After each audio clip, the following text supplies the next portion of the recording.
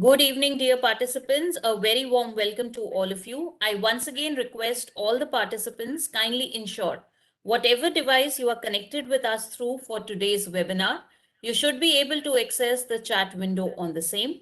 The chat window will be an important mechanism through which we shall be communicating during this webinar.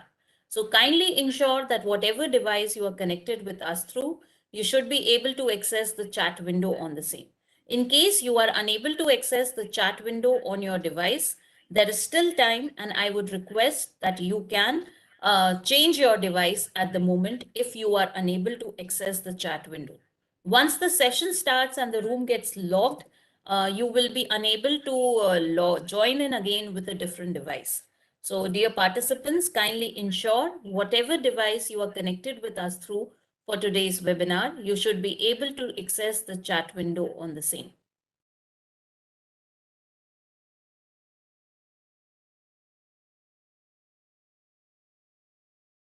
Ritika, we Yes, have sir. some time. So Yes, sir. if you allow, I can start some interaction with the participants who have already logged in, Sure, sir. You're most rather welcome. than just keeping Uh, them waiting. Dear participants, I would also welcome amongst us Mr. Damandev Sood, a well-known and well-acclaimed international resilience trainer who has taken many sessions with you people before. So, sir is there with us, and sir will surely like to interact with our participants today. Great, thank you very much. Good evening, everyone, once again. Just because we have time, people are still logging in. You all have taken initiative to log in ahead of the time. So to have a little interaction, just to keep ourselves busy, first question that comes to mind is where wherever you have logged in from. Yes, responses in the chat box, please.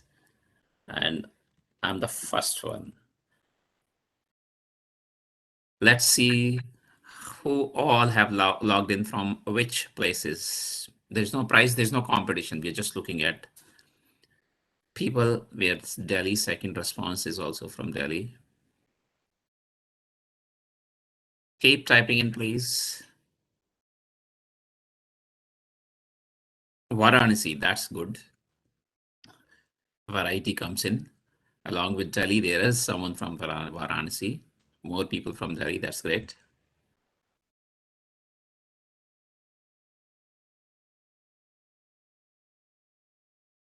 Rajasthan, welcome.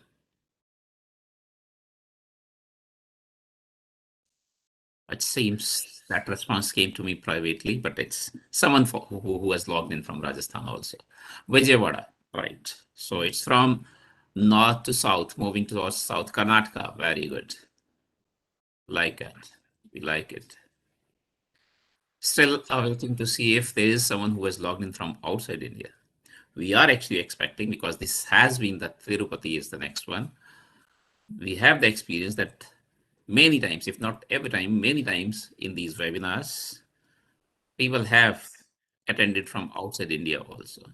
So even today, we are looking forward to someone. More responses, please. And I will go on to the next question that I have in mind, which is non-technical in nature, but this is very important these days. Are you fully vaccinated? And your responses in the chat window. I'm the first one. Yes, twice. Great. Yes, great.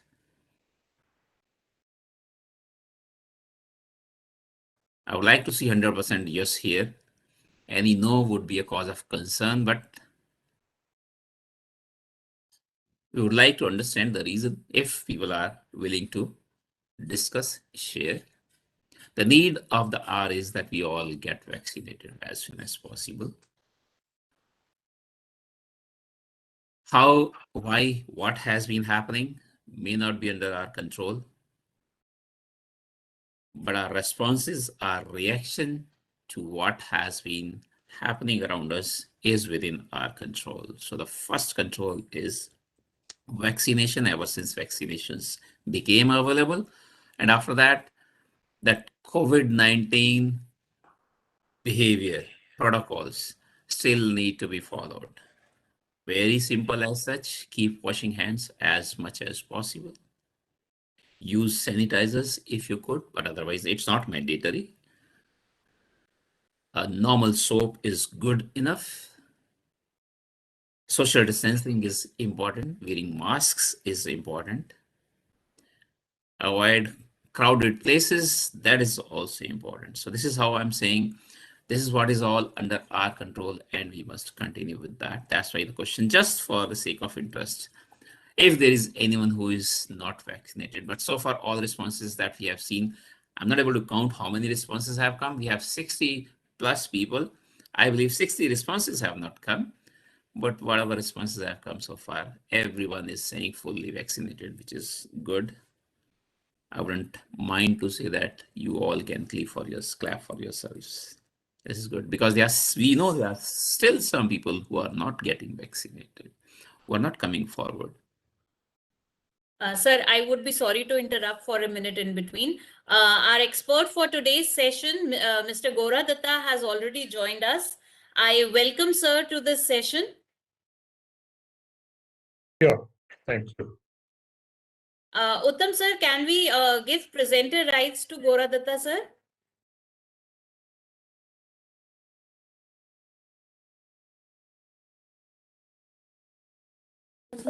Ma'am, he is already a presenter. Yes, sir. Good evening, Mr. Gorattaji. Good evening. Yes. Good evening to all of you. Good evening. Pleasure to How are you? have you, and most welcome in this program of IEEE Delhi section and Bharati Vidyapit Evening Weekly Webinar Series. Sure, thank you. The pleasure is all mine. I hope I'm audible. Yes, sir. Yeah. Perfect. Thank you. Sir, we have given you the presentation rights. You can see there would be a share button. Sure. So you can check by sharing your slides, etc. Okay. Yes, sir. We can see your slides. Absolutely. Perfect. Thank you, sir. I would also welcome amongst us all our expert panelists. Many expert panelists have joined us. I can see Professor Subramaniam Krishnamurthy has also joined us. Good evening, sir. Welcome to the webinar and a very happy new year. Uttam sir, P.S. Grover sir has also joined us, but I think he has joined as an attendee. If we could promote him to panelist.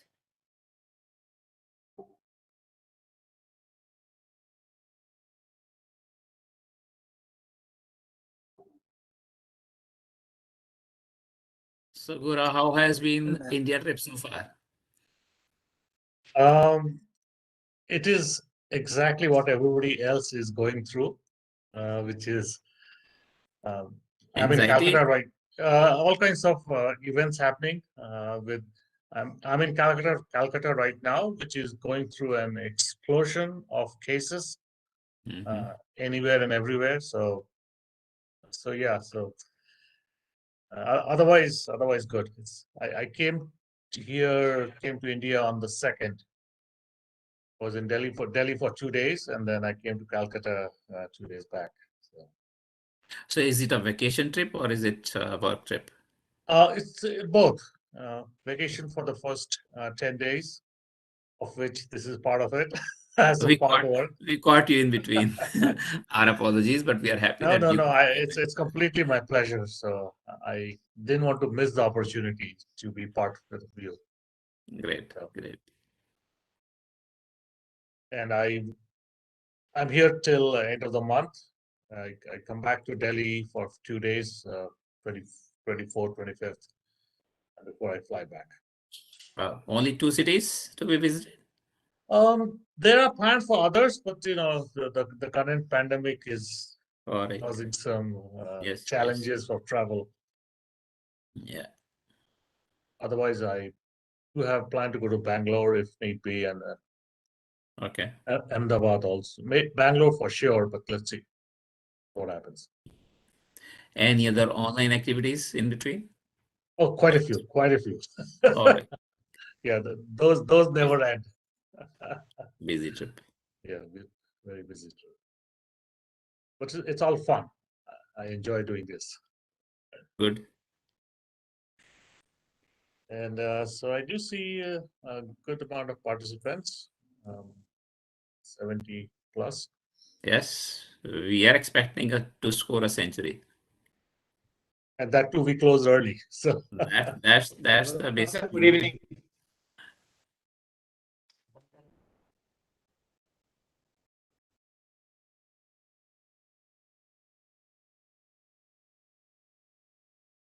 So Professor Hoda, you're on mute. You are speaking.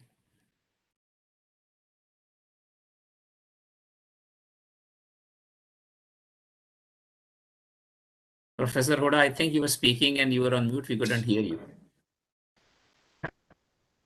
Someone else. That now the time of multitasking has come. Subramaniam sir, Yes. Subramaniam sir, good evening. Good evening Uda ji And good evening, Grover sir. कैसे हैं बहुत बढ़िया, all your best wishes. Good good nice ये तो ऐसा है जंगल में मंगल बनाने वाली बात है उडा जी वो जी सर. ऐसे वेबिनार करना जंगल में मंगल की बात है जी ना मैं लास्ट टाइम भी एक हफ्ते की ट्रैवल पे आया आउट ऑफ स्टेशन और कोविड शुरू हो गया दिल्ली में. इस बार भी एक हफ्ते की ट्रैवलिंग के लिए आया हूँ. My schedule return is on 10th and covid दोबारा शुरू हो गया जी. I am not in Delhi, I am outside Delhi. अच्छा आप नहीं पर मैं तो ये कह रहा था कि आप जंगल में मंगल बना रहे हो हमारे लिए भी नहीं अपने लिए तो है ही हमारे you bring in the experts with the latest topics that's and while sitting at home that's a great contribution and you have among the best of the experts who come and deliver webinars all because of the friends, and thanks to IEEE who took that initiative, and then finally we decided let's start doing it. This is our 55th webinar in addition to the FDPs and other programs which we did last year. very good and Ritika is working very hard on this Yeah. So with all your blessings. मेहनत तो आप लोगों की है भाई बिल्कुल sir. A very good evening to all distinguished panelists and dear attendees. I welcome you all to today's webinar on digital health using mobile technologies. In a few minutes from now, we shall be starting with today's webinar.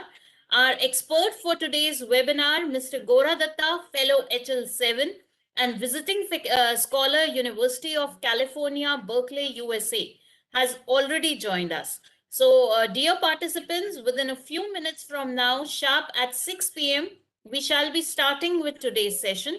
Before we start with the session, I'll once again quickly recap all my attendees with a few important pointers. Kindly ensure whatever device you are connected with us through for today's webinar, you should be able to access the chat window on the same. The chat window is an important mechanism through which we shall be communicating during this webinar. Any questions you have from our expert for today's session, you can keep writing in the chat window, and I shall be facilitating you by asking those questions to our expert at the end of the session. Further, a feedback form link for your certificate of participation generation for today's session shall be shared with all the attendees at the end of the session in the chat window. Dear attendees, you just need to click on that link and fill in your details carefully without any mistake, because whatever changes, whatever details you fill in, they go in directly into your certificate. So kindly ensure that you fill in those details carefully without any mistake. So kindly ensure whatever device you are connected with us through for today's webinar, you should be able to access the chat window on the same. I would welcome another expert who has joined us just now, Professor Subrata Mukhopadh. Good evening, sir. Welcome to Good the evening, webinar. everybody. Good evening. Good evening, Subrata sir. Good evening. Good evening. Happy New Year, sir. Oh, same to you and all. Of course, we are meeting maybe for the first time with you, but with others already. Yes.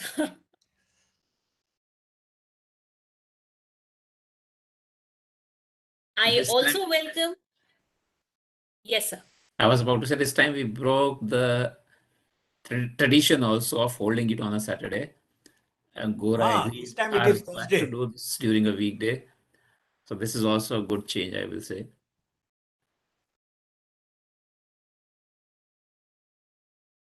I once again welcome all respected panelists and participants to today's webinar on digital health using mobile technologies. Few minutes from now, and we shall begin with today's webinar. Our expert for today's session, Mr. Gora Datta, Fellow HL7, Visiting Scholar, University of California, Berkeley, USA, has already joined us. So dear participants, we are all set to begin with today's webinar in a few minutes from now. Kindly ensure whatever device you are connected with through for today's webinar, you should be able to access the chat window on the same.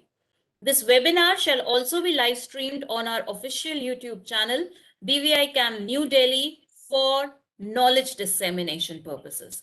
So any of your friends, any of your colleagues who plan to join us through our official YouTube channel, kindly inform them the room is still open.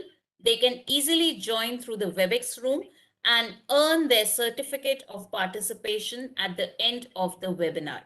The certificate of participation feedback link shall only be shared in the WebEx room. It will not be shared on any other medium, any other mechanism. So dear participant, I request all of you kindly ensure all your friends, all your colleagues who plan to join this webinar on a very important topic of the moment, digital health using mobile technologies, should join this WebEx room directly.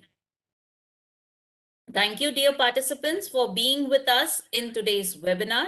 In a few minutes from now, we shall be starting with today's webinar on digital health using mobile technologies.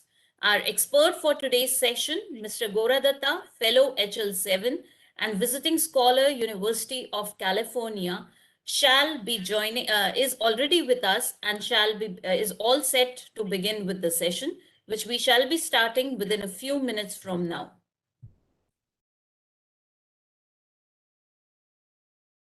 Dr. Ritika. Yes, sir.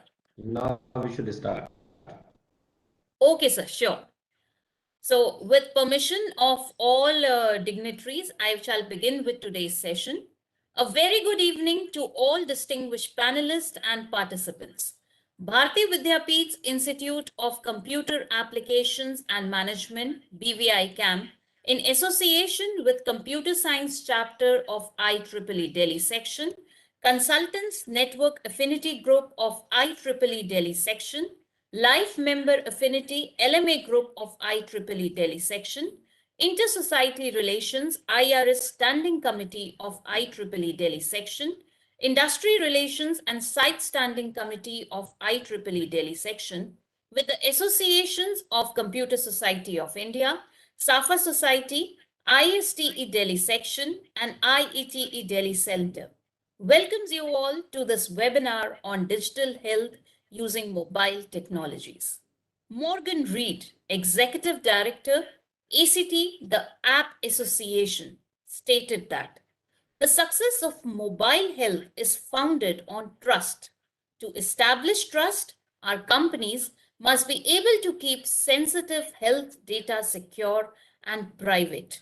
While there's currently no legislation on encryption, we ask that you take seriously any government efforts that would require companies to put citizens' data at risk. This quote indicates the just a part of the underlying challenges in successful implementation of digital health using mobile technologies. This webinar today is aimed at highlighting how the phenomenal rise of mobile devices and smartphones globally in the past few years have made us enter the digital age, the mobile age, and its uses for better healthcare. This webinar will walk through mobile health use cases, studies, and implementation experiences from around the globe.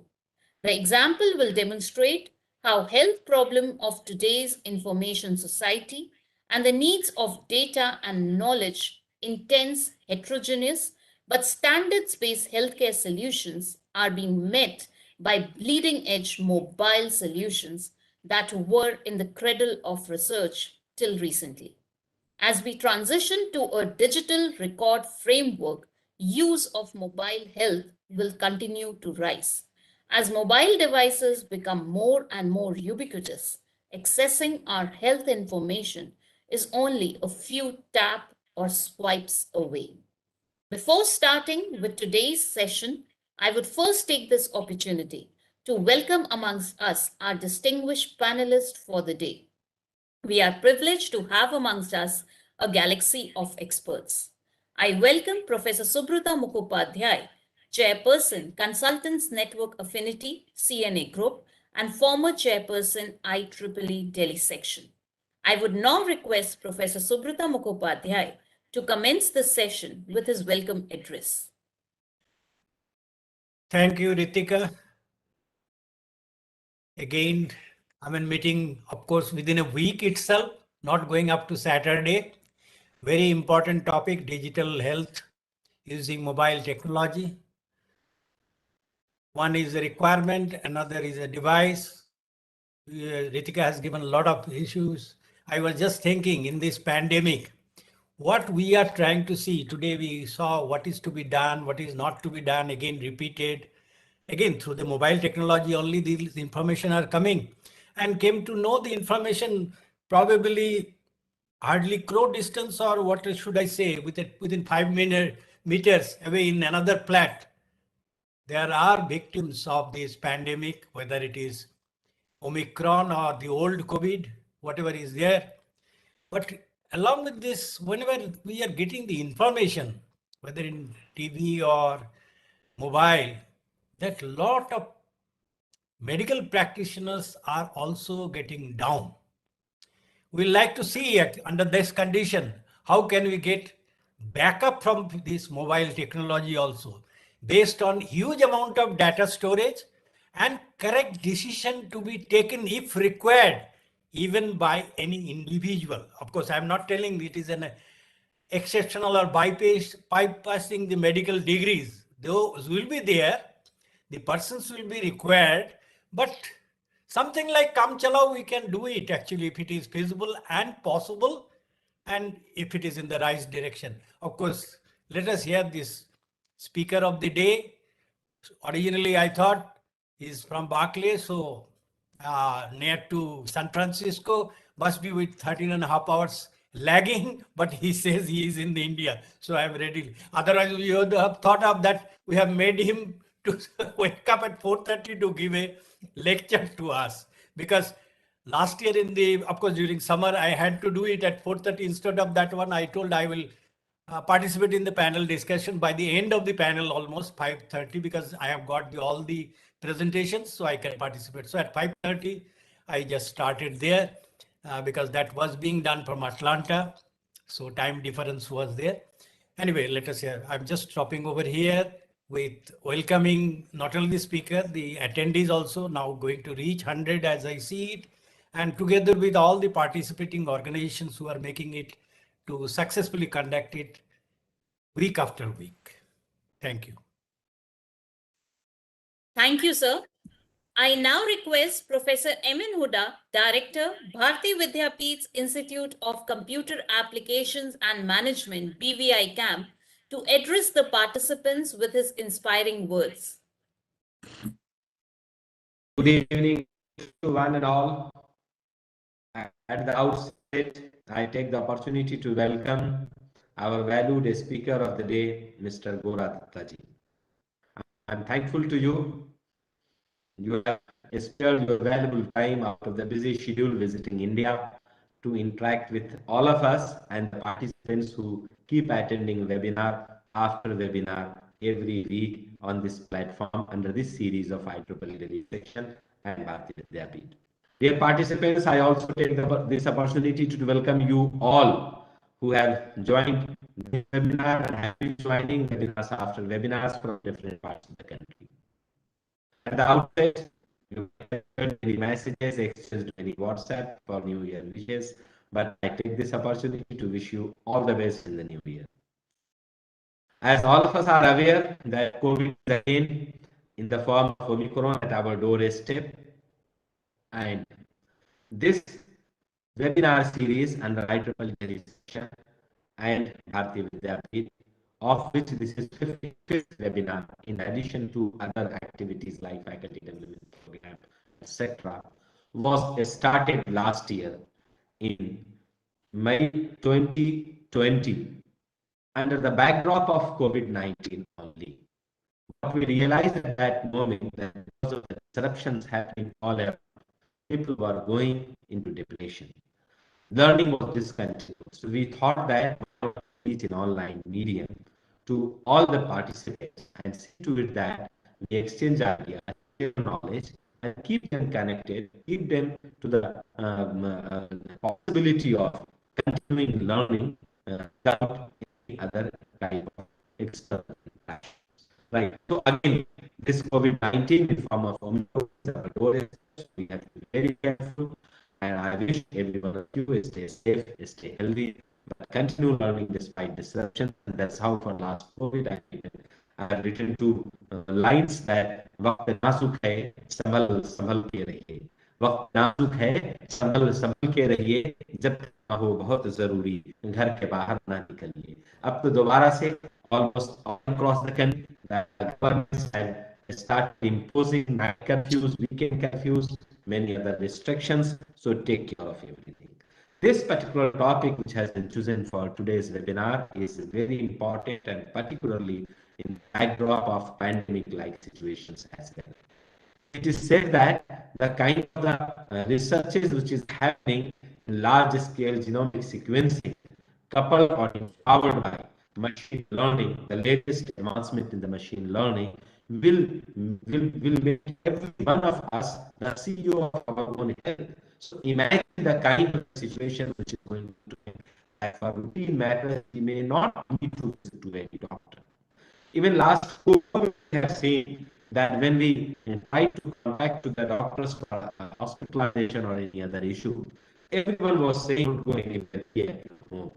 Doctor will get connected with on mobile, will teach you giving facilities. Even the Supreme Court last year made telemedicine legally allowed in our country, and so many doctors from across the country and given that.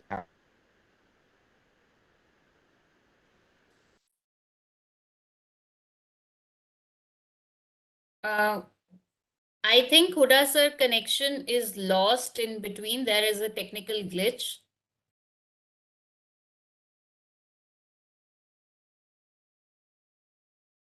Sir has got disconnected due to a technical glitch.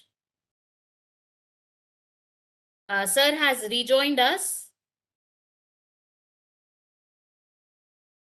Sir, you are on mute now. Oh, sorry.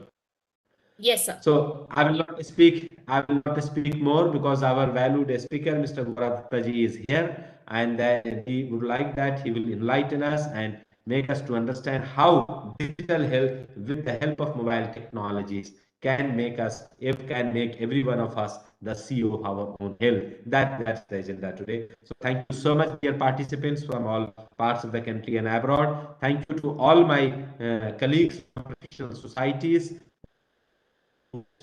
this technically sponsored this webinar series, and once again thank you so much to all of you, and wish you very happy new year. Stay safe, stay healthy, and keep learning despite disruptions. Thank you so much. God bless you all. Over to you, Dr. Ritika. Thank you, sir.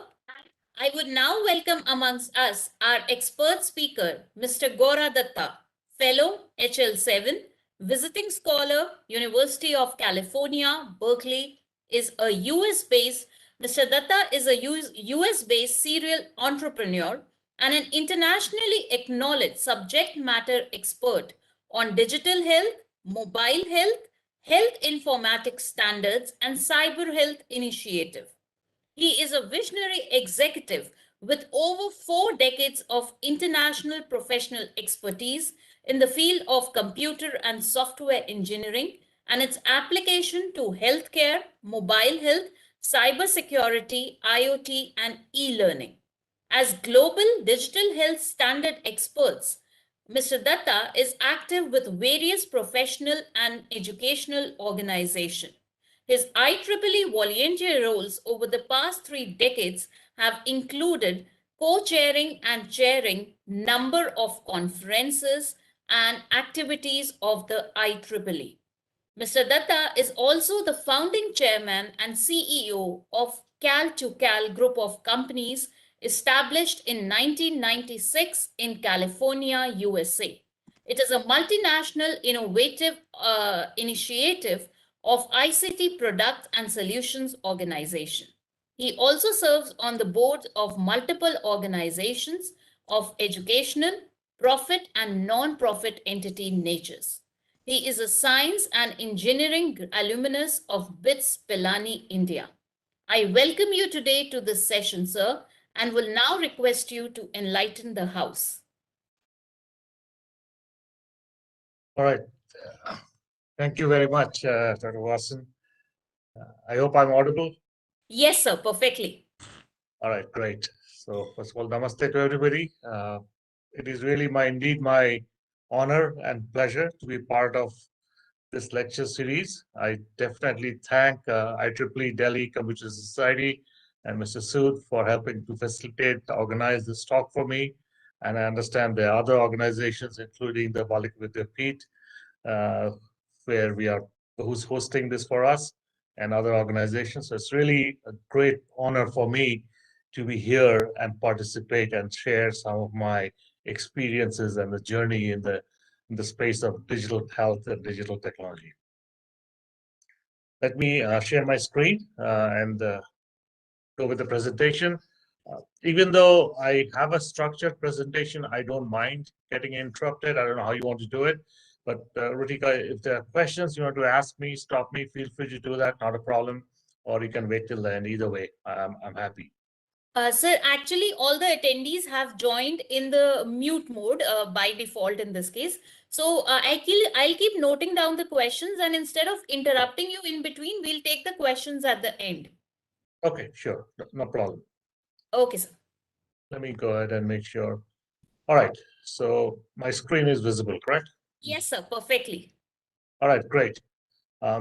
So the topic, really, the way I put it is mobile technology disrupts mobile health. Really looking at how the disruptive technology, the mobile technology, meets the global demand of healthcare and access to health information through mobile health. And as I've been introduced, I wear many hats. I come from the industry, having been part of the industry for the last 40 years.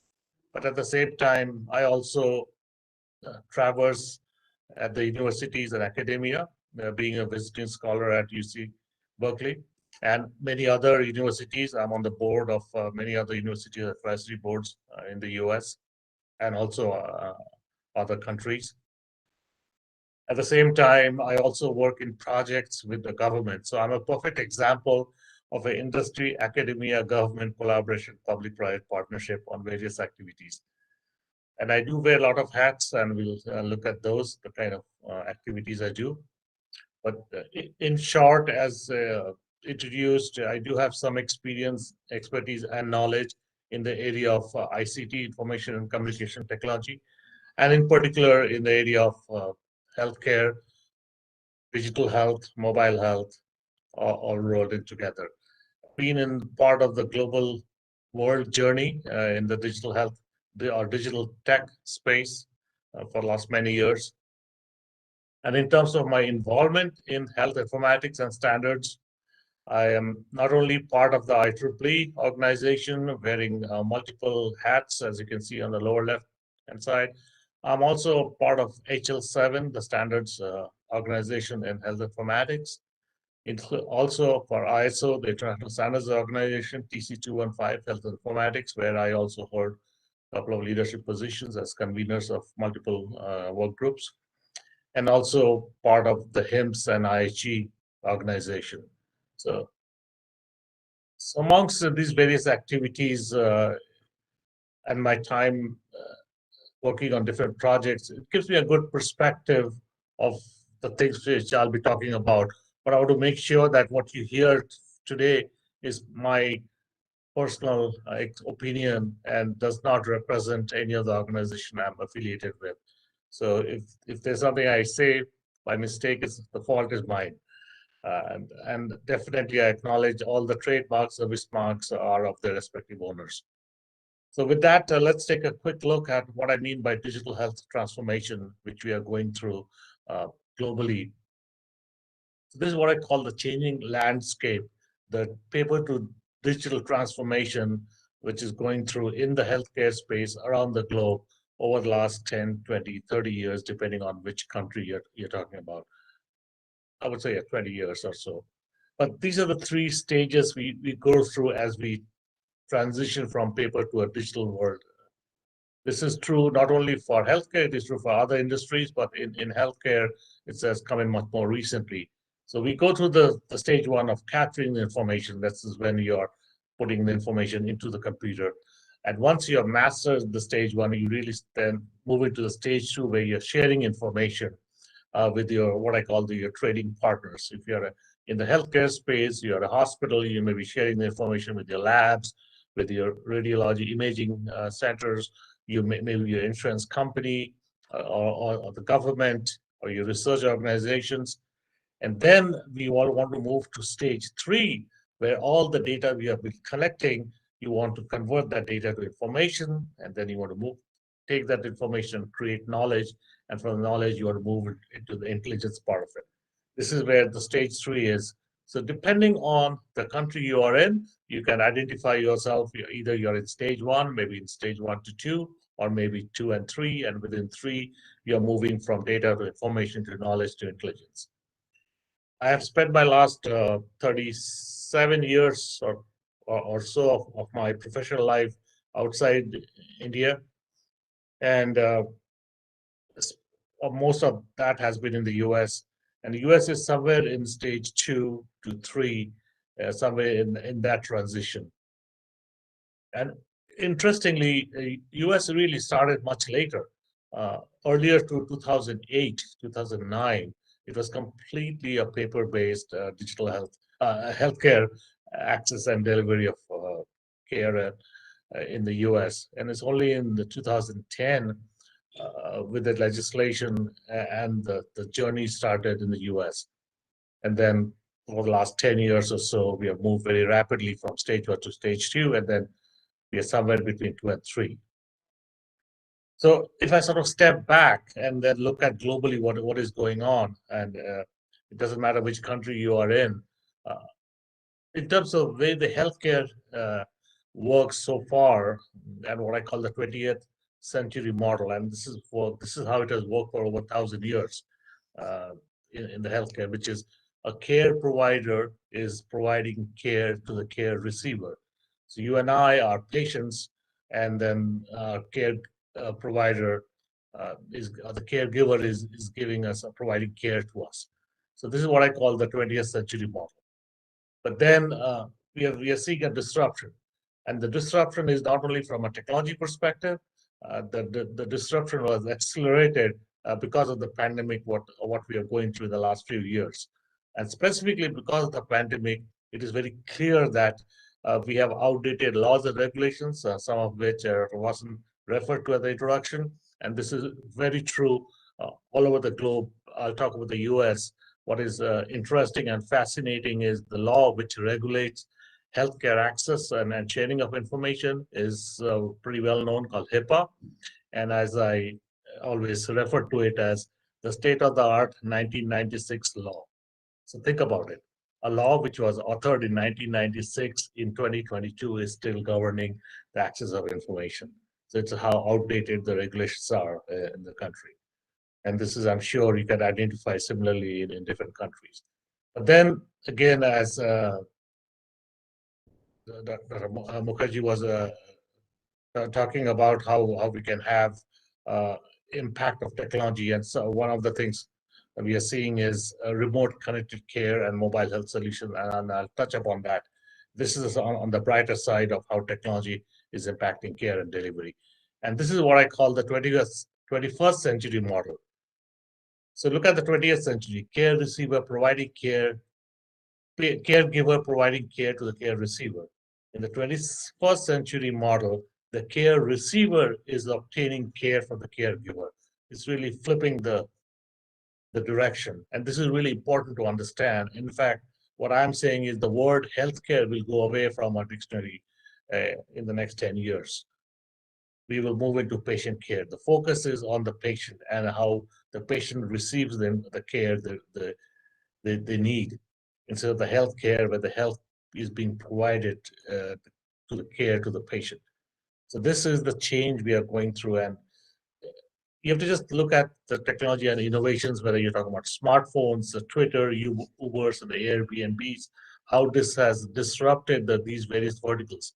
You know, think of the transportation industry, and when how Uber came and completely changed on its head. The Airbnb, the hospitality industry. Nobody could imagine that these industries would. These were traditional industries. They're set in the way they were working, and technology came has completely disrupted it. So we are seeing the same transformation going through in healthcare now. So the fact that I can say boldly that we will move into patient care. In fact, I will go ahead and even say all the various EHRs which are being used today globally or in many countries will cease to exist in the next 10 years. By 2030, we will not have the current softwares which are being used. We'll have something totally different coming in. So we are going through a very interesting transformation. But it's like the eye of the storm. That is, the changes are happening rapidly around you, but you're in the middle of the eye. So it's all calm and peace and quiet. So if you look at the storm, when the storm passes, when you're in the eye of the storm, you don't feel the turbulence around you, but it is changing. And this is where we are right now. So let's take a look at what I call the world of emerging technologies and disruptive revolution. What exactly is that? So what's the kind of revolution we are talking about? I talked about the mobile technology. So let's take a look at the numbers. These are just the number of smartphones sold to end users worldwide, tracked over the last 15 years or so, from 2007 onward. Just look at on the left side. It's talking about 122,000 unit or so was sold globally in 2007. Today, fast forward to 2021, end of 2021, is 1.5 billion new smartphones or devices are being sold. In fact, you will see that in the graph for the last 5 or 7 years, we are somewhere averaging about 1.5 billion new devices every year. So that's quite an impressive number. The world population is somewhere 7.9 billion today, and over the last 5 years or so, we have sold more than number of devices, more than the world population itself. I'm being careful and saying that not that 100% access is available globally, but a significant number have access, and that number is increasing every year. So it's quite impressive to see the number of smartphones being sold. Obviously, one can see the dip somewhere around 13, 14, or from 12 to 13, when we moved from the so-called dumb phones to the smartphones, the phones which we all have today, which have much more capability in terms of data and information exchange versus the phones we would have earlier on. But if you think this is an impressive number, what is really fascinating to see the IoT revolution we are going through. And in the IoT space, right now we are at the beginning of 2022, where this graph is showing 42 billion devices, which goes up to 75 billion IoT devices by 2025. So in the previous slide, we saw 1.5 billion every year for the last 5 years. Here we are talking about by 2025, we will have 75 billion devices. So you can already see the exponential growth when we talk about move from mobile technology to the IoT revolution. But these are just a couple of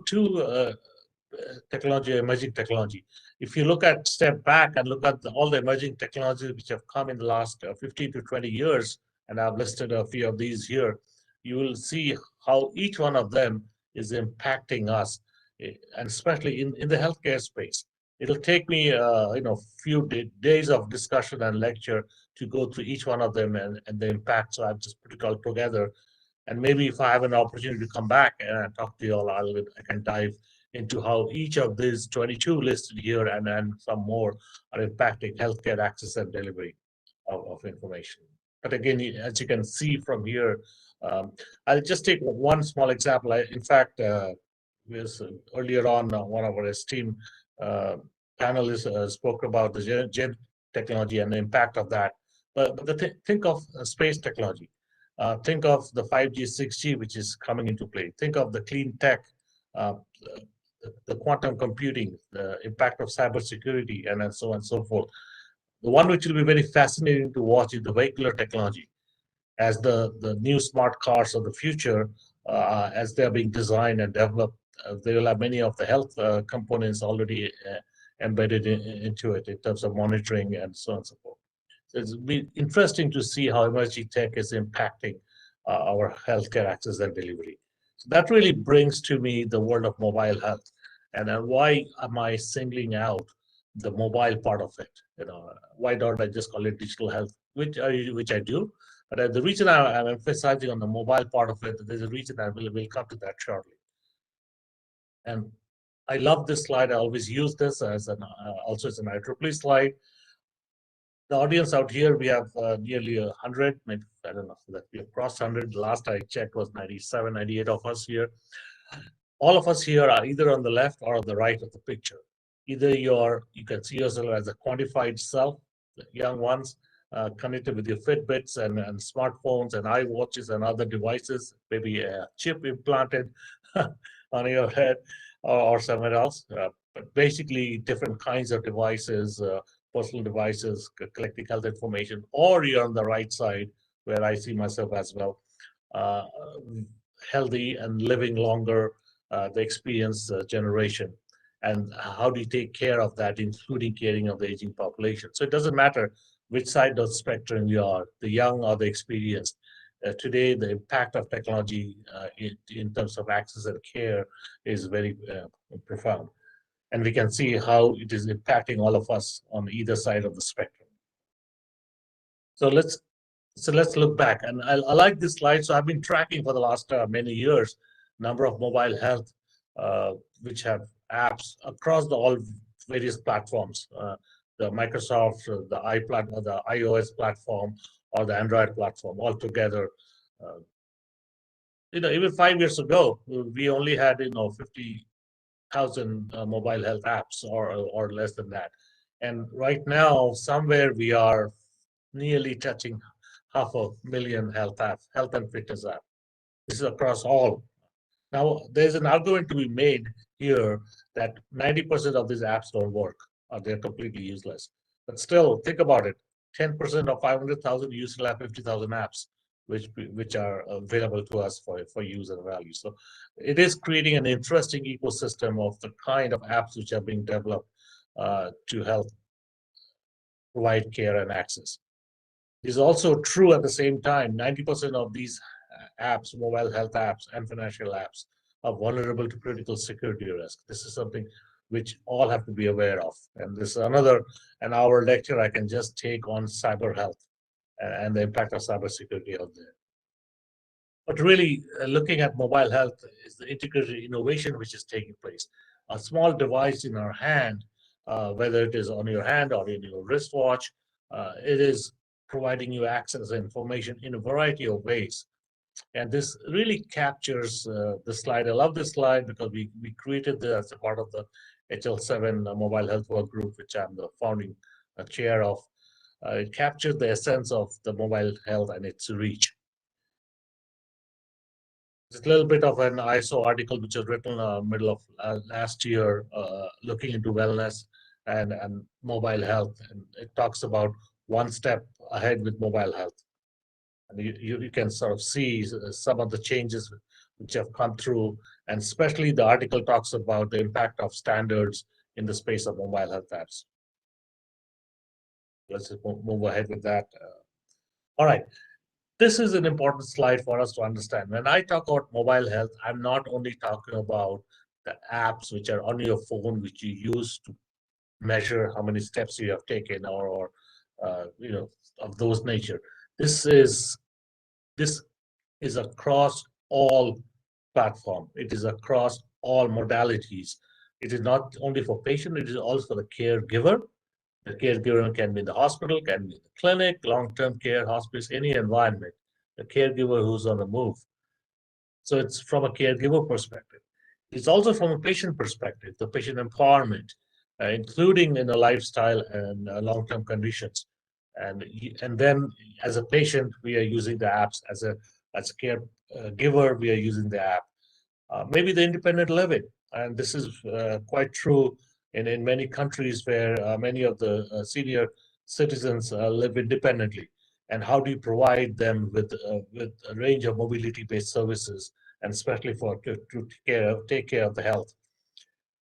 We are seeing increasing use and reliance of mobile technology in the behavioral health space, ability to provide support anytime, anywhere, without providing human intervention. We have seen the impact of mobile messaging in different parts of the world, whether you're talking about countries in Africa or in India, Bangladesh. There are very fascinating examples where mobile messaging have been used very successfully for last 20 years or more in bridging the health divide. There are examples in Philippines, which is a fascinating country with over 6,000 islands, and Indonesia, where they use mobile messaging to provide healthcare access, where otherwise no other access is possible, and they use mobile messaging there.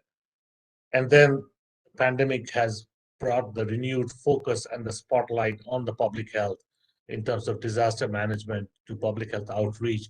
But what is interesting is the bidirectional aspect of this, which is now slowly people are recognizing. Earlier on, the aspect of population health was always one unidirectional. That is, how does the government reach out to the population at large and disseminate information? Now we are seeing the value of the bidirectional. How do we get information from the citizens to the authority or to the government, and bidirectional flow of information? So we are seeing that, and mobile technology obviously enables that. So as you can see out here, in terms of the mobile health scenario, it covers a wide range, right from the caregiver to the population and the public health side of it. All right, so now I move on to impact of mobile health. So what is the impact of this? This slide is fascinating. So before I even get into the impact of mobile health, I want to list a few attributes. All of us have a mobile phone. Interestingly, when I would give this talk over 5-7 years ago, 10 years ago, I would ask the audience, how many cell phones do you have? And depending on the country you are in, or how many cell phones do you have? And depending on the country, not all the hands would go up. There would many whose hands will not go up. Today, I no longer ask that. Now I ask the question, how many cell phones do you have? And especially if it is, I've seen that if it is India or in Africa, where I've asked this question, multiple hands go up, or has go up with more than one devices, 2 or 3. But again, each device today has these features. And as you can read them on the screen, every device today, smartphone device, has these 8 features available to them. And it is not only 8, there are 8 more. There are totally 16 unique features available on every device, every phone with every one of us, and some more. But what is interesting is, if you look at the solutions being provided in the healthcare industry, hardly any of the current existing solution uses any of the 16. Maybe I'm seeing some of the location services coming in, a little bit of touch screen, very little of either any of the 16 services. So this is the differentiator. As we would have solutions coming in the future over the next, this decade, you will see the transformation. You'll see how it will be a game changer in terms of providing access and care to our patients, which otherwise it's what I call the glorified state-of-the-art 1980s.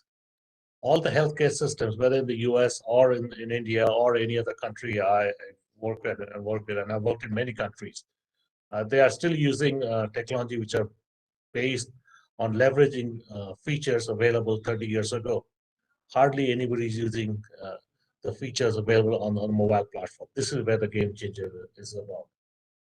So now I'll get into some of the fascinating the work which is going on. So I gave this talk with my colleague from FDA at HIMSS 21 just last August at Las Vegas, using remote connected care and mobile health solutions, where we are looking into how we provide a secure, safe, interoperable solution in the days of pandemic and beyond. So addressing the immediate and the future needs and the gaps exposed by the pandemic. And we looked at the 4 scenarios: the inpatient, the hospital scenario, the outpatient, what we call in the US PCPs, primary care providers, the post-acute care scenario, and the patient home care scenario.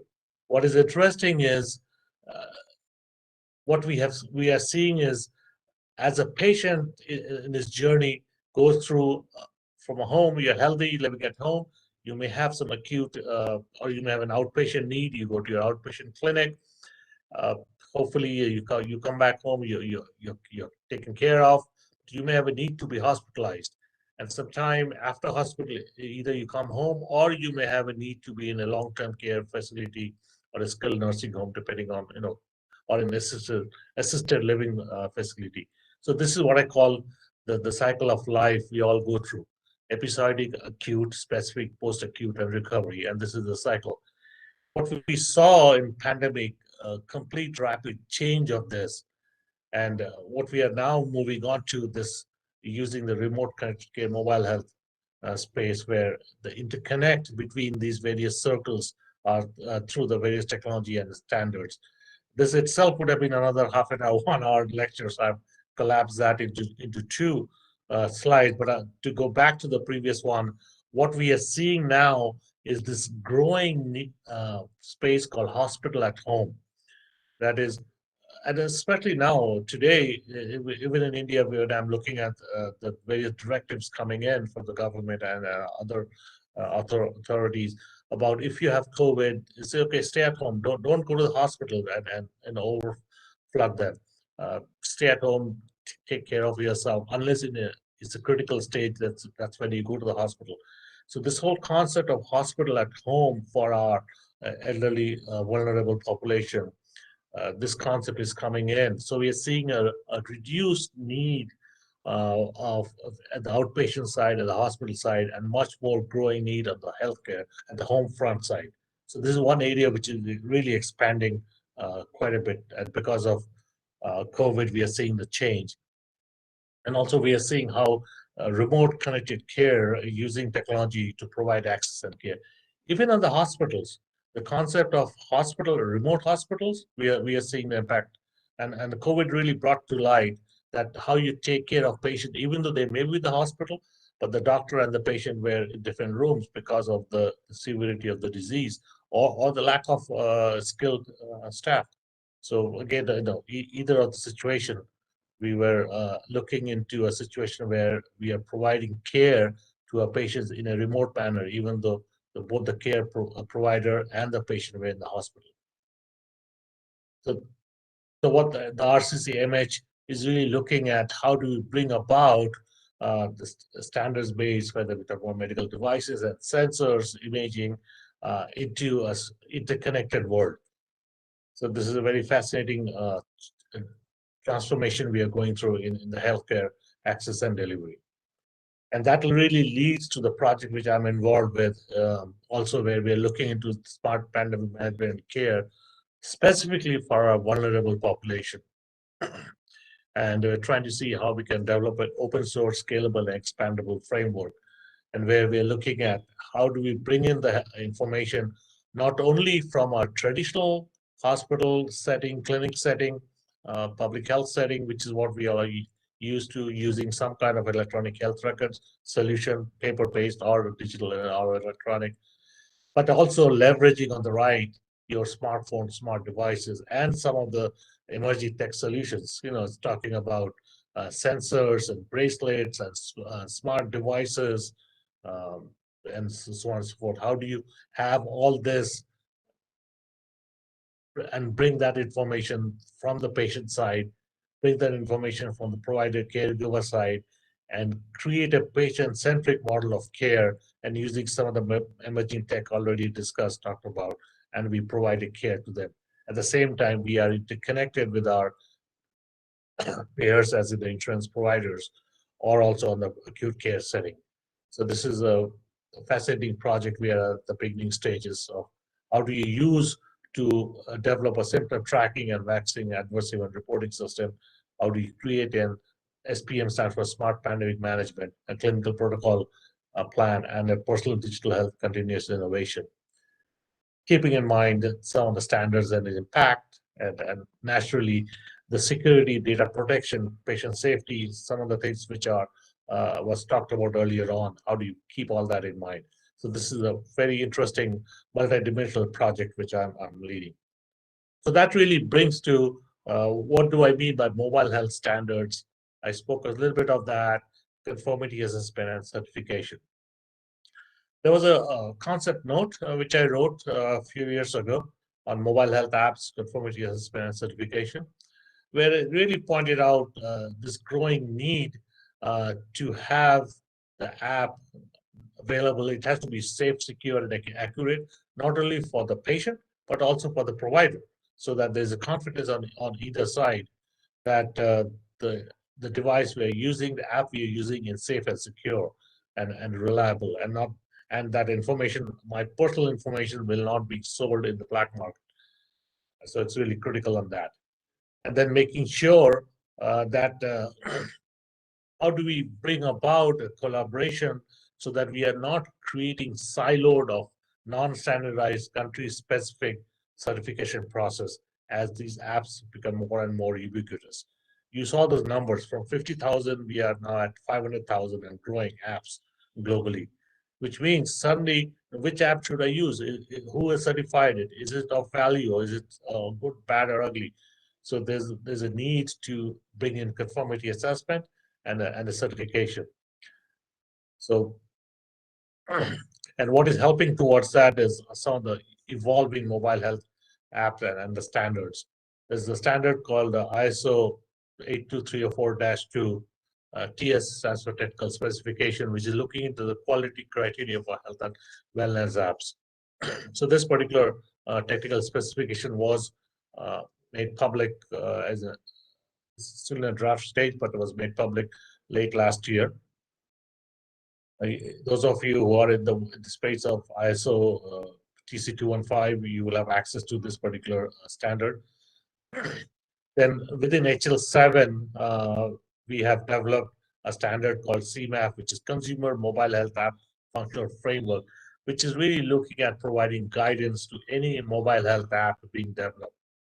What are the do's and don'ts? And therefore, when you talk about certifying an app, then you use the framework to help define, and the framework developed by HL7. Right now, it's what we call a standard for trial use, STU2. A brand new standard is being developed called UMHI. I'm leading the effort on this, Unique Mobile Health App Identifier. So as we see the growing demand and the need for using mobile health apps for accessing and providing care and information to our patients, how do you make sure that the information, you can uniquely identify the app you're using? How do you do that? Today, we don't have a mechanism to do that. So the UMHI, a Unique Mobile Health App Identifier, is a brand new project which has just started. I'm inviting the folks in this audience who are interested in this, talk to me and get involved in the standards making process. Standards making is a volunteer-driven process. where volunteers, experts from around the globe join an organization, whether HL7, IEEE, or TC215. In this case, this is HL7. And we meet every Wednesdays. So if you're interested, talk to me separately and get involved. We need all the expertise and help to help develop UmHigh. So UmHigh is being developed as an HL7 standard, therefore it will be an international standard. But it has also been part of the US government core data interchange. So US government has a minimum data set being defined called USCDI, and UmHigh was accepted as a part of the USCDI. So this just talks about the need for USCDI from a US government perspective. But in HL7, we are developing it as an international standard. There are other standards I'll briefly touched upon. I spoke about TC215. So I'm the founding convener of the work group 10, traditional medicine. Interestingly, I'm working with BIS, Bureau of Indian Standard, and bringing Ayurvedic informatics into the world of ISO. So those of you who are interested in traditional medicine and you want to talk to me separately, or may reach out to BIS and get involved in that project. There's another group where we are focusing on personalized digital health, looking at it from a person-centric, from individual patient perspective, and in creating the personalized digital health standards. And there are a few other standards, including the IEEE 11073 medical device standards, IEEE P1752, the Open Health standards, and the HL7 Fire set of standards. So that really brings down to a lot of activity which is going on. In fact, what is fascinating is that just now 2 years ago, I better get used to thinking that we're in 2022 now, that Germany passed a law in 2020, about 15 months or 16 months ago, that doctors and providers in Germany can now prescribe a mobile health app to the patient. So think about that. Earlier on, we could prescribe a medicine to the patient. After that, the evolution came, not only prescribe a medicine, you can prescribe a medical device. And now we are moving on to prescribing a mobile health app. So from a pill medicine to a medical device to a medical app, or a mobile health app. And Germany passed the law saying that doctors can now prescribe a mobile health app. And it's not only Germany, we also have Spain.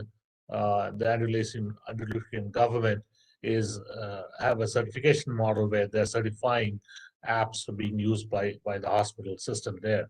And this is what I'm afraid of. I was pointing out earlier on in the concept note. What we don't want is different countries all coming up with the unique apps, criteria for qualifying an app. Whereas then you have a situation, you have one app and there are 5 different certifications. How do you bring about the standardization? So we are trying to see if we can create a much more common, uniform coalition of that. And then the last point I talk about some of the changes which have come in the US itself. Interestingly, the date is important because this is when pandemic was at its peak globally, the early days of 2020 March. And there were a couple of regulations dropped by the US government, which mandated use of standards-based API called HL7 Fire to support patient access and control of the electronic health record information, and making sure that these information can be accessed and obtained securely using the smartphone app. So very interesting regulations were dropped, or when I said dropped, they were made enforceable. So we are seeing the change which is coming in already, with different countries coming with the laws and regulations. What is interesting is that the world leaders at the last G7, the health ministry communique, and for the very first time, the G7 health ministries, communique talked about the standards, the need for standards, how it is critical, and why we need to develop and build health data standards and have provider widest possible adoption of standards. This is something we had never seen before. So those of us who are in the standards community, we are very happy and pleased to see the change which are being recommended. And so this is only June 4th, 2021, about 6-7 months ago. We'll see the ramification of this now coming into different countries and the regulations of this. And in terms of the mobile health app conformity assessment and certification, we are looking into creating a global alliance for different stakeholders to come together from different countries. And already these are some of the countries who have shown interest. So I'm reaching out to the audience here. If this is of interest of value, please join the alliance. We are creating a global alliance and global partners and countries to join this initiative. So but we have to be careful because we are soon reaching into an era where it could be digitally connected era where information knows no boundaries. COVID has reminded us once again, the healthcare and disease knows no boundaries. So therefore, we have to tackle it as a solution, which is again boundaryless. So we are trying to create this global alliance for mobile health app conformity assessment and certification. So I'm soliciting for partners from around the globe to join us. So that really brings down to the close, as said at the early introduction, that we are transitioning to what I call the digital record framework. We are seeing the growing need, the use of mobile technology, whether we're accessing, capturing, or disseminating health information, either as a patient or a caregiver or care provider. And as mobile and IoT devices become more and more ubiquitous and available and accessible, the information is just a tap, swipe, or a transmit away. You will soon be, swiping and transmitting and tapping the health information. And this is, if you ask me, Gora, what is your one line for the future?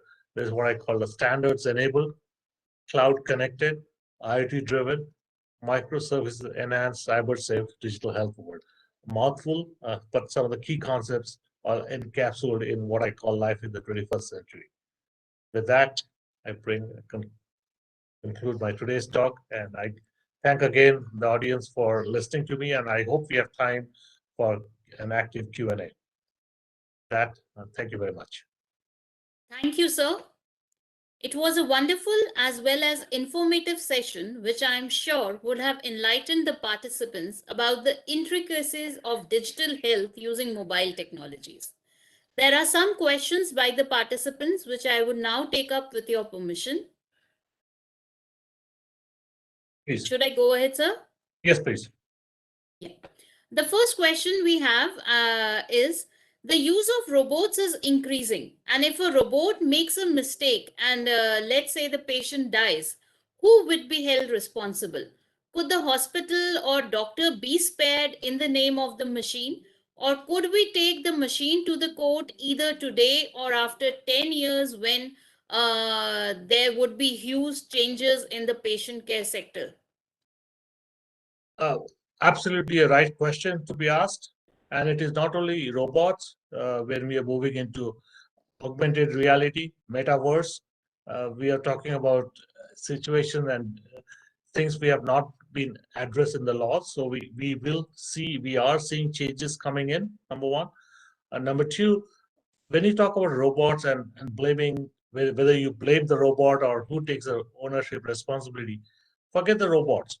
Let's say you're operating on a patient with a knife and a scalpel and whatever device. Do you blame the device or who do you blame? So the laws are geared with what is available. So some of these newer technology which are coming in, especially the emerging technologies, need to be redefined in the laws. So my answer is some of these will evolve and they are being addressed as we speak. So yes, I won't say that it's a human at fault or the robot at fault, but the laws will be enhanced to take care of it, number one. The second is there is a growing need and understanding to bring in ethics into the space and how you use technology to provide access and care. Again, those are some of the things which are evolving. IEEE is very actively involved in that space, so we are seeing some changes coming in there as well. So from a standards perspective, legal perspective, ethical perspective, changes are coming in. Sure. So we'll always stay on the positive side, I would say, in that case. Another question I have is, different countries are passing different laws on different mobile health apps. How far are we from a universal standard or law to monitor these apps and secure patient data? That was on my last few slides when I talked about the alliance. That is exactly that. So there's a need for it, and we have to do that as a world community to come together to make sure that we have not yet again created silos of where we as a barrier between different countries and the laws. So yes, there's a need to solve that. Absolutely, I'll agree to that. I have another important question that I'd like to bring up over here. The number of mobile users and apps have surely gone up. But is there some hope for the underprivileged and uneducated population, which is, I would say, a minority in every nation? In fact, I would challenge the last sentence. In fact, in many nations, they are no longer a minority in terms of population wise, but your point is very well taken. That is, there's a need to understand diversity, there's a need to understand equity, and there's a need to understand inclusion, what we call DEI. It's really important to understand and make sure your solutions, the laws, and what are being offered are inclusive in nature and reaches out to the underserved, underrepresented population. So in fact, my area of expertise actually expands into the underserved, underrepresented population. So there's a very fascinating project I'm working on right now, which is looking into this. So this is an area which is not being ignored at all.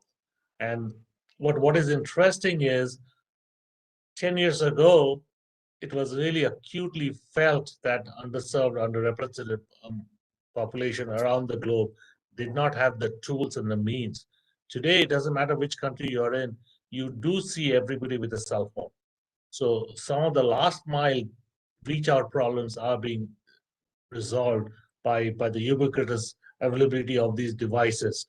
But now, how do you make it equitable and easily accessible are some of the challenges. So I'm not saying that is all everything is solved. We have a miles to go, but at the same time, it is definitely being recognized, something we have to look into. Thank you. Absolutely rightly said, sir. And I would absolutely agree. And once again, a big thank you for agreeing and conducting this webinar today on such an important topic of the present time.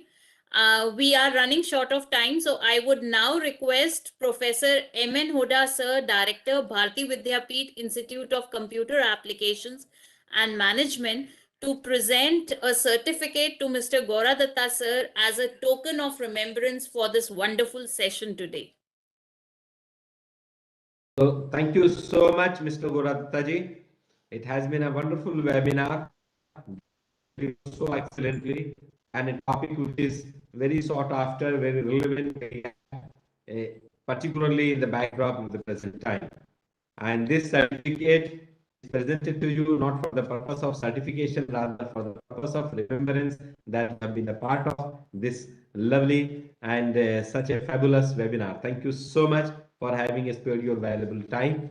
I also invite Mr. Raman if he wanted to speak few words on this occasion, because the main person behind organizing this webinar and ensuring that you are here for all of us is Mr. Daman. Mr. Daman, please. Thank you very much. A quick story for the participants, listeners here. How did this happen, this session today? Gora and I were not known to each other. We were not connected. It's just a couple of weeks ago. We were, not he, some other people. We were in a computer society meeting, and it was mentioned that he was traveling to India and to Delhi also. And I immediately grabbed the opportunity, writing to him, requesting him if he could spare time for us. And he immediately agreed. This is how it happened.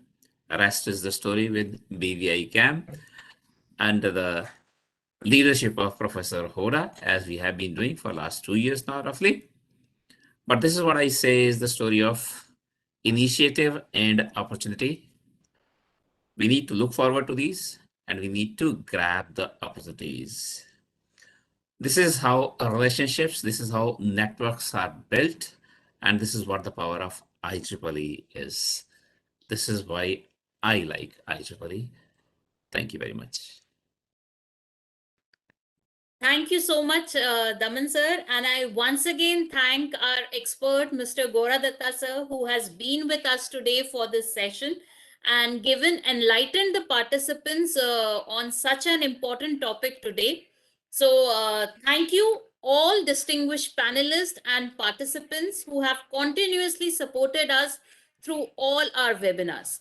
Also, a very big thank you to all the attendees who have joined us today on this auspicious day. With this, we come to an end to this session, dear participants. The feedback link has already been shared in the chat window.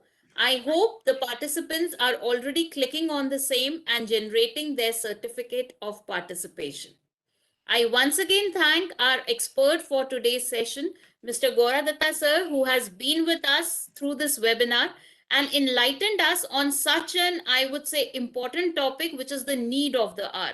Because even if I talk personally speaking, digital health through mobile initiatives is, yes, a strategy that makes at least us assured that yes, we have a doctor nearby if the need arises. So yes, thank you so much, sir, for this wonderful session. Thank you. Pleasure is all mine. Very nice. Thank you. Thank you, sir. Very good. Thank you. Bye-bye. Thank you. Bye-bye. ठीक है ये मेरी picture देखिए ना नाला भी है The experts are